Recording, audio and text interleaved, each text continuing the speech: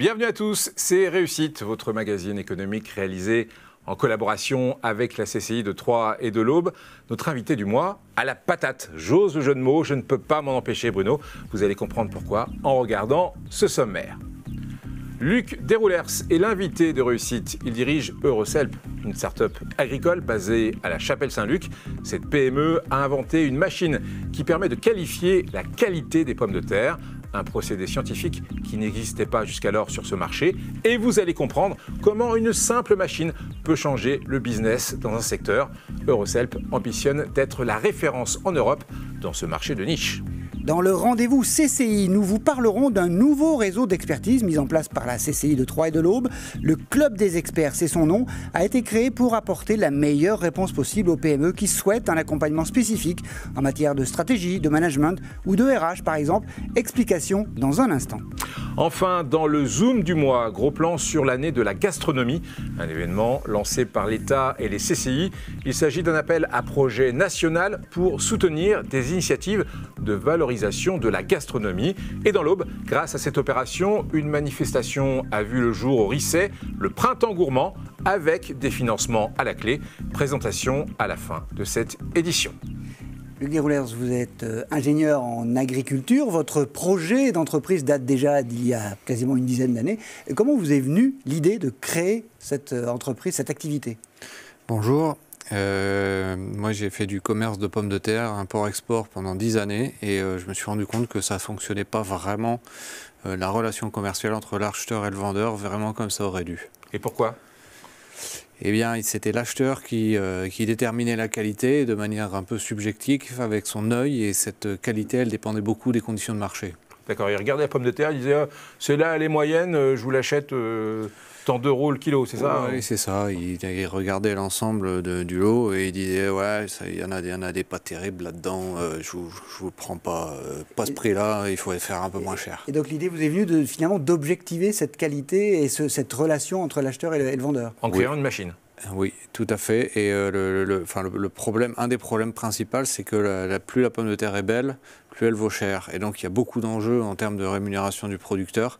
Et on se retrouvait parfois avec des situations compliquées. Du type un contrat signé sur des bases de référence qualité un peu subjectives et puis une incompréhension entre les deux parties. Donc au cœur d'Eurocelp, une machine. Exactement. Alors cette machine, justement, pour bien comprendre son utilité, Christian Viera est allé dans vos locaux. On va regarder ce reportage parce que c'est une prouesse technologique et on va comprendre comment ça peut changer le business d'un secteur. Reportage de Christian Viera. Dans son atelier, Eurocelp souhaite doubler le rythme de fabrication de ces machines de 6 à 12 par an.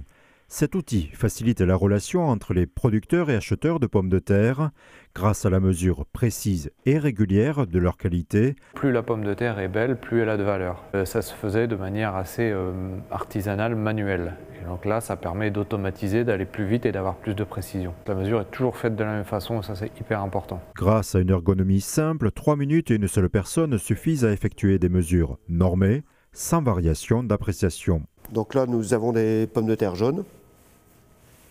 Très simple. Nous scannons ce QR code.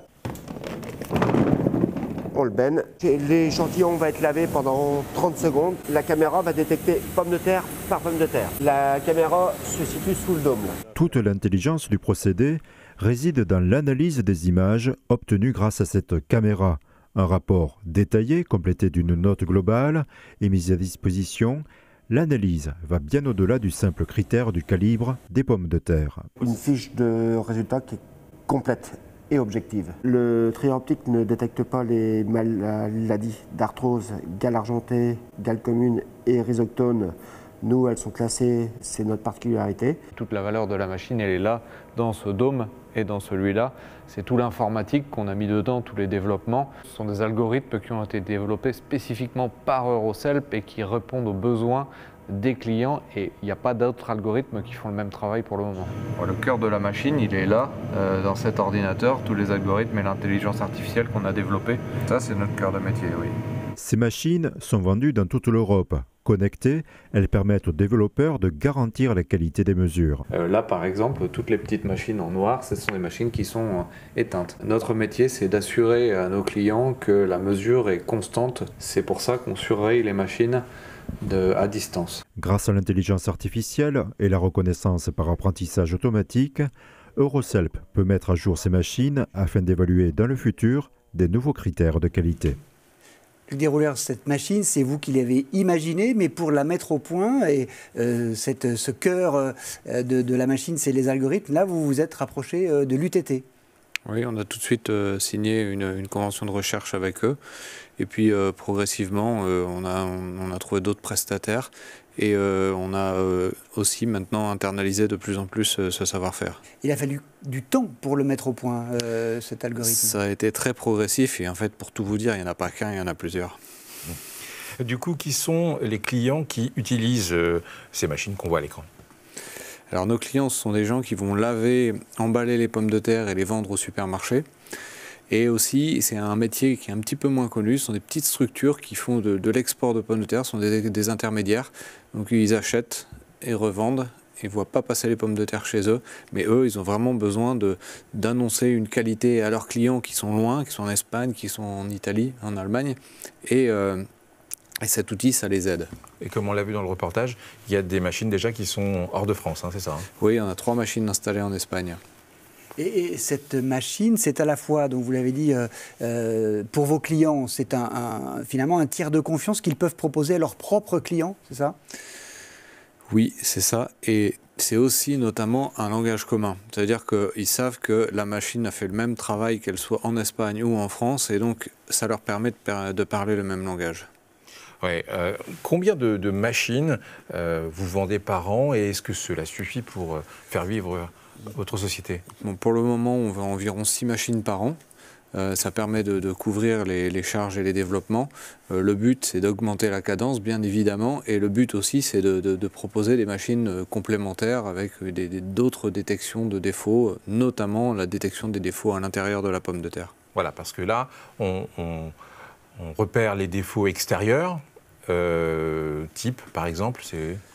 Une pomme de terre verte, par exemple, une pomme de terre verte, c'est toxique, ça ne doit pas être commercialisé, donc c'est important de savoir la quantité qu'il y a dans le... Donc la machine le repère, et plus tard, la machine pourra repérer ce qui est à l'intérieur, par exemple. Ce sera une autre machine, mais ce qui est à l'intérieur, par exemple, si la pomme de terre a eu un coup et que ça s'est endommagé à l'intérieur, ça évitera de vendre ce type de pomme de terre-là. Ce que vous analysez, ce que votre machine analyse, ce sont des échantillons, ce n'est pas toute la cargaison qui est vendue. Oui, c'est la spécificité de la machine, enfin, on le voit un peu dans le reportage, c'est que la machine, elle comment vous dire ça, elle est précise, mais elle n'est pas rapide. Contrairement à d'autres machines qu'on installe dans les usines qui sont des trieurs optiques, là c'est une machine qui a beaucoup plus de précision, qui utilise une technologie différente, c'est pour ça que ces algorithmes n'existent pas, et qui donne de la précision que, par exemple, à un moment on parle des maladies, dans les maladies, il n'y a pas de machine qui sait reconnaître spécifiquement une maladie. Le rhizoctone, un gros mot. Ce qui veut dire que dans votre activité, qui est une activité de niche, il n'y a pas vraiment de concurrence ? On n'a pas de concurrence directe pour le moment, non. Et ça, vous pensez que ce sera le cas pendant très longtemps ? C'est un petit marché, c'est un marché européen, il y a une vraie expertise à avoir. Ça fait 10 ans qu'on est là et il n'y a toujours pas de concurrent direct.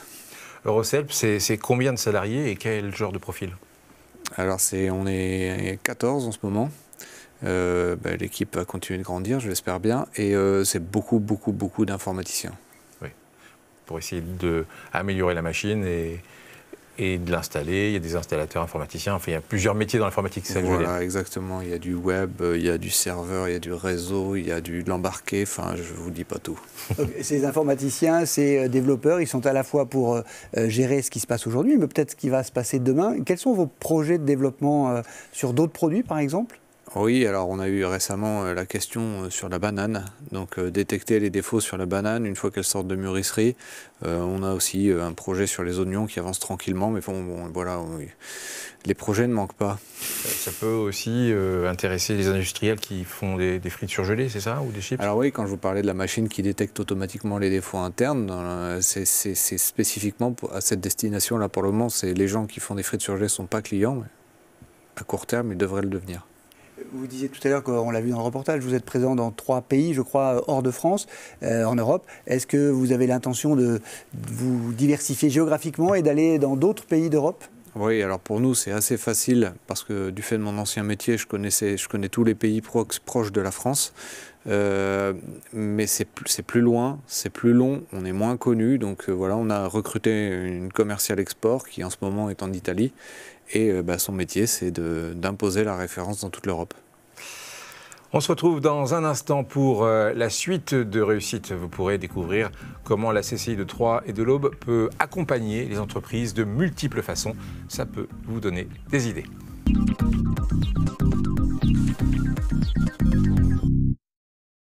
Né du monde agricole, des entreprises à vocation de nourrir les populations, Groupama, aujourd'hui, est spécialisé et accompagne les entreprises et les professionnels de tout secteur. L'assurance est d'abord une entraide, possible par le partage et la responsabilité. C'est pourquoi Groupama reste proche de ses sociétaires, avec 50 conseillers et 9 agences dans l'Aube. La raison d'être de Groupama, être là pour permettre au plus grand nombre de construire leur vie en toute confiance. Rencontrez-nous. Société d'expertise comptable et de commissariat aux comptes implantée dans l'Aube, Lyon et à Paris, BDS Associés compte 150 collaborateurs qui sont tous à votre écoute pour vous conseiller et vous guider dans la gestion et le développement de votre entreprise. Chaque jour, une équipe dédiée et performante vous accompagne dans la réalisation de vos objectifs et la réussite de vos projets en mettant à votre disposition un ensemble d'outils modernes et digitaux. Venez pitcher votre projet pour le faire décoller à l'occasion des mercredis BDS. Retrouvez toutes les informations sur le site de BDS Associés. Batitol à Crenay, c'est un centre-service dédié aux artisans et agriculteurs, mais aussi aux particuliers. Batitol, c'est votre spécialiste dans les tôles bacassiers et panneaux sandwich isolés pour toiture, bardage et leurs accessoires. Les aménagements intérieurs de bâtiments sur mesure, les abris de jardin, garages et locaux extérieurs isolés.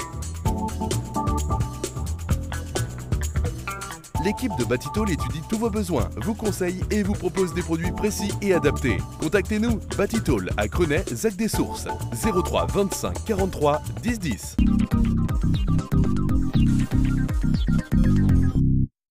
Suite de réussite, le Mag Eco. Notre invité est Luc Desroulers, gérant d'Eurocelp, une start-up auboise qui a inventé une machine qualifiant la qualité des pommes de terre. Place au rendez-vous CCI maintenant. Ce mois-ci, on fait appel aux experts, Bruno, et pas ceux des séries américaines. Non, pas du tout. D'abord parce que ceux dont je vais vous parler jouent beaucoup mieux.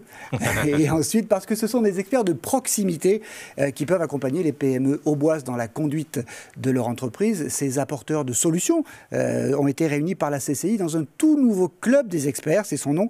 Un club que va nous présenter Céline Castillo, qui est responsable du pôle entreprise à la CCI, avec, pour tout comprendre, un exemple concret d'accompagnement dans le domaine du management. L'idée de ce club des experts, en fait, c'est justement de pouvoir apporter un service optimal aux entreprises en répondant intégralement à leurs demandes. Soit on y répond avec des expertises qu'on a internalisées au sein de la CCI, soit en complétant justement cette offre de service en s'associant avec des prestataires privés. On a identifié un certain nombre de thématiques plutôt larges aujourd'hui, qui couvrent les sujets des ressources humaines, de l'innovation, du développement numérique, du développement commercial, toutes les grandes thématiques en lien avec leurs projets de développement qui nous permettent effectivement d'avoir justement une diversité d'offres et de prestations et de services du coup rendus aux entreprises. Un exemple, une entreprise qui a un souci sur la thématique des ressources humaines contacte le conseiller expert en ressources humaines de la Chambre de commerce et d'industrie de Troyes et de l'Aube qui va qualifier avec l'entreprise le besoin de l'entreprise et ainsi le conseiller va pouvoir solliciter 2 ou 3 experts du club des experts et c'est l'entreprise qui va sélectionner l'expert avec qui il souhaite du coup poursuivre la collaboration. Nous avions besoin de réaliser un audit de ressources humaines au sein de notre structure parce qu'on sentait qu'il y avait des tensions. En fait, Suite à la crise sanitaire, on se rendait compte que les collaborateurs étaient de plus en plus en souffrance chez nous. Il y a eu une phase d'audit durant laquelle tous les collaborateurs ont été entendus sur les 7 agences, donc ça fait quand même ça fait un volume de travail conséquent. C'est un bilan très positif parce qu'en définitive, suite à cet audit, on a mis en place un certain nombre d'actions pour encore améliorer le bien-être au travail. Quand on est complètement immergé dans un système, on ne voit pas les failles, on ne voit pas les avantages et les inconvénients. De même que les collaborateurs. Les collaborateurs ne se rendent pas forcément compte de la chance qu'ils peuvent avoir, ou de la malchance, ça dépend, de travailler chez nous. L'intervention d'une personne extérieure permet d'ouvrir les yeux sur ce qui fonctionne, ce qui ne fonctionne pas. Luc Durelers, on a parlé dans le reportage d'accompagnement des entreprises. Est-ce que on vous a accompagné d'une certaine manière dans la création ou dans le développement de Recelp? Dès le début, on était à la Technopole de l'Aube pendant 10 ans. On vient de déménager sur la zone industrielle de La Chapelle. Et moi, j'ai vraiment le sentiment que c'est un outil profitable aux créateurs d'entreprises, aux jeunes entreprises, et en particulier les entreprises innovantes. On avait un consultant qui m'aidait régulièrement. Ils nous ont mis en contact avec BPI France, avec l'UTT, avec le réseau Entreprendre. Il y a aussi au niveau de la région des aides. Un accompagnement, mais moi vraiment j'ai bénéficié de tout cet écosystème dans l'Aube. Un facilitateur en fait, les Technopoles. Exactement, oui. On passe au Zoom du mois.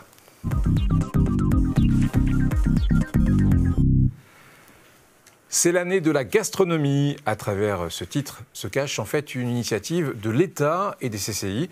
Un dispositif a été mis en place pour soutenir des initiatives de valorisation de l'art culinaire ou du bien manger. Dans l'Aube, une manifestation a été lauréate, le Printemps gourmand, qui s'est déroulé le mois dernier au Risset. Cette opération est appelée à se renouveler au fil des saisons. Et si vous êtes dans le secteur, cela pourrait vous donner des idées. Présentation de la démarche dans ce reportage signé Christian Vira.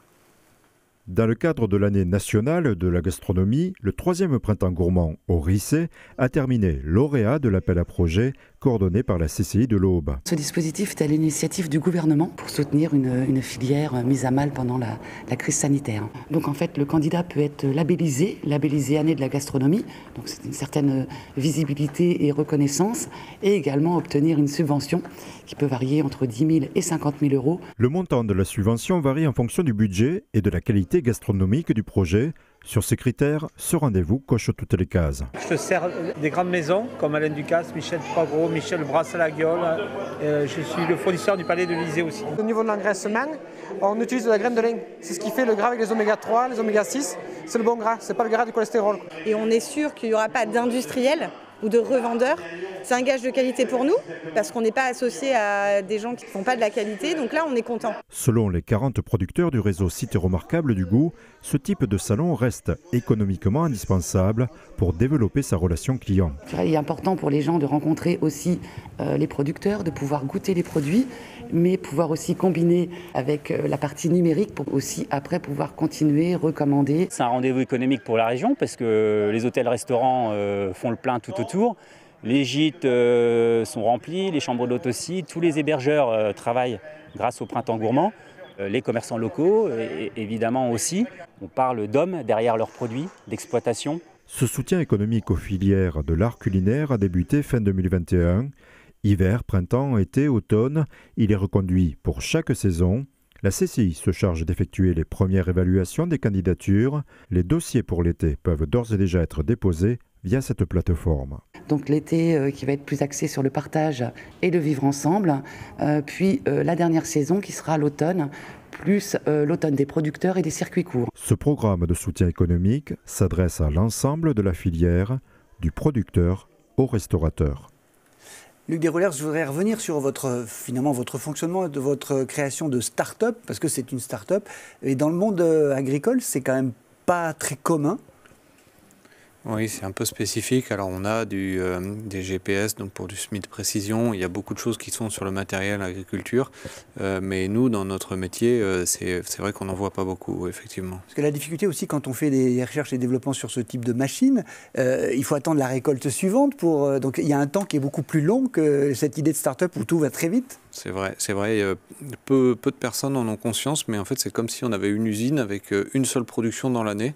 Et ça nous donne une relation au temps qui est très différente de celle d'une industrie classique qui fabrique des boulons et qui en sort start-up dans le e-commerce. Et alors dans le e-commerce, c'est encore autre chose, exactement. C'est l'esprit start-up, mais avec un temps qui est un peu plus long que dans une start-up d'application informatique. Exactement, et ensuite aussi avec des usines, des clients qui sont dans des investissements assez importants, et donc où il y a un processus de décision, une réorganisation de l'entreprise qui dépend de ce matériel et qui est important aussi. 2022, c'est le 10e anniversaire finalement de Rosselp. 10 ans, quel bilan vous en tirez? Est-ce que vous êtes toujours heureux d'avoir créé ça, d'être chef d'entreprise aujourd'hui? Ce qui est sûr, c'est que je me suis pas ennuyé pendant 10 ans. et ce qui est sûr, c'est que j'ai appris beaucoup de choses et que j'ai besoin, moi, de relever des défis tout le temps. Et voilà, je suis gâté. Très bien, bonne conclusion. Merci Luc de Relers d'avoir participé à Réussite. On finit traditionnellement avec l'agenda de la CCI. Beaucoup de rendez-vous en ce mois de mai et notamment la venue d'Europe 1 à Troyes pour son émission La France bouge, une émission qui souhaite mettre en valeur les entreprises d'un territoire dans le cadre d'un enregistrement externalisé. Une opération réalisée en collaboration avec la CCI de Troyes et de l'Aube. Les explications de son président, Sylvain Convert. C'est un partenariat qui existe avec CCI France et donc déployé sur l'ensemble des CCI nationales. Et une fois par mois, Europe 1 fait une émission en direct d'une CCI pour mettre en valeur des entreprises du territoire et promouvoir donc le territoire. En ce qui concerne l'émission du 10 mai, il a été choisi le textile comme sujet d'animation et donc nous recevrons au cours de cette émission un certain nombre d'entreprises travaillant sur le textile avec une orientation de réindustrialisation française, c'est-à-dire de relocaliser des fabrications sur le territoire national. Cette émission tourne nationalement, elle a eu lieu il y a quelques mois de ça à la CCI d'Alsace Eurométropole, mais pour notre territoire c'est la première fois. Nous serons ravis d'accueillir des entreprises du textile qu'on a choisi avec l'UIT, puisque c'est quand même son domaine de fédérer les entreprises textiles. Donc on aura plaisir à recevoir des faiseurs, grands et petits, ou en devenir du territoire. Et pour le reste des événements, je vous propose de découvrir cet agenda. Rendez-vous le mois prochain pour une nouvelle découverte économique. Le mardi 10 mai à la CCI, vous pourrez assister à une réunion sur le thème « Aide au choix du statut juridique ». Durant cette matinale, vous seront présentés les critères de sélection et les principales structures existantes en France. Le coût de cette réunion est pris en charge par la CCI. Le 13 mai, la CCI vous propose une matinale numérique sur le RGPD pratique. Le RGPD comprend 99 articles pouvant paraître indigestes. 50% des entreprises se disent plus ou moins conformes sans trop savoir le prouver. Cette réunion vous permettra d'acquérir une méthode simple, efficace et peu chronophage pour appréhender le RGPD en toute tranquillité. Enfin, pour terminer cet agenda, une matinale RH vous est présentée, le mentorat professionnel au service d'une formation inclusive. Il s'agit de vous proposer une relation d'accompagnement, de partage et d'entraide entre deux individus, l'un mentor, l'autre mentoré. L'objectif est de favoriser la transmission de savoir, d'expériences et de valeurs, également le développement professionnel et personnel.